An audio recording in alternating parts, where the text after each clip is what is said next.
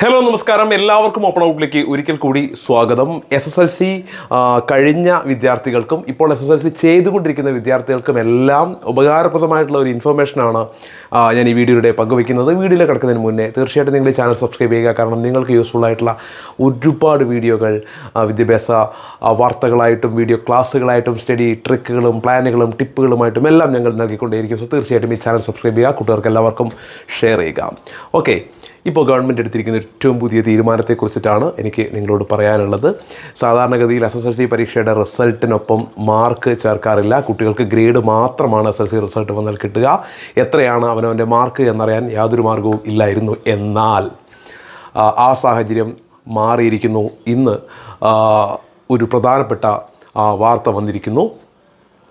ഇനി SSLC പരീക്ഷയുടെ mark വിദ്യാർത്ഥികൾക്ക് അറിയാൻ കഴിയും. പക്ഷേ റിസൾട്ട് പ്രഖ്യാപിക്കുമ്പോഴല്ല, റിസൾട്ട് പ്രഖ്യാപിച്ച് 3 മാസങ്ങൾക്ക് ശേഷം പരീക്ഷാ സെക്രട്ടറിയുടെ പേരിൽ 500 രൂപ നിങ്ങൾ DD എടുത്ത് പരീക്ഷാ ഭവനിൽ ഒരപേക്ഷ സമർപ്പിച്ചാൽ എക്സാമിൻ്റെ റിസൾട്ട് വന്ന് 3 മാസത്തിന് ശേഷം നിങ്ങൾക്ക് നിങ്ങളുടെ മാർക്ക് അറിയാൻ സാധിക്കും എന്നുള്ളതാണ് ഏറ്റവും പുതിയ ഉത്തരവ്. അത് ഈ വർഷം SSLC പരീക്ഷ കഴിഞ്ഞ വിദ്യാർത്ഥികൾക്കും ബാധകമാണ്.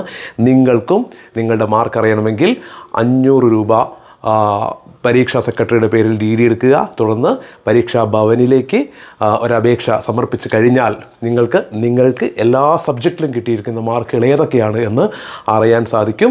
ഇത് നമുക്കറിയാം, കേരളത്തിന് പുറത്തുള്ള പല യൂണിവേഴ്സിറ്റികളും മാർക്ക് വളരെ പ്രധാനപ്പെട്ട ഒരു ഘടകം കൂടിയാണ്. മാർക്ക് ചോദിക്കാറുണ്ട്, പെർസെൻറ്റേജ് ചോദിക്കാറുണ്ട്. അപ്പോൾ അതിനും കൂടി വേണ്ടിയിട്ടാണ് ഇങ്ങനൊരു സംവിധാനം ഒരുക്കിയിരിക്കുന്നത്. സോ ഇനി SSLCയുടെ മാർക്ക് അറിയാം, റിസൾട്ട് പ്രഖ്യാപിച്ച് 3 മാസത്തിന് ശേഷം. വീണ്ടും കാണാം. Thank you.